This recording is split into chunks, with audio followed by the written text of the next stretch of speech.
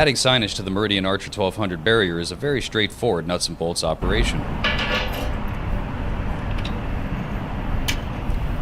Insert 2 bolts, one on each side in the pre-drilled holes, then align the frame with those pre-positioned bolts.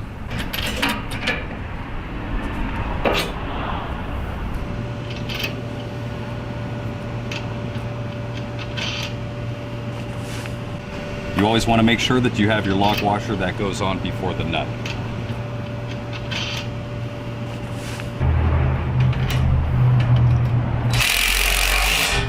Tighten with the wrench in a powered socket, then place your sign in the mounted frame.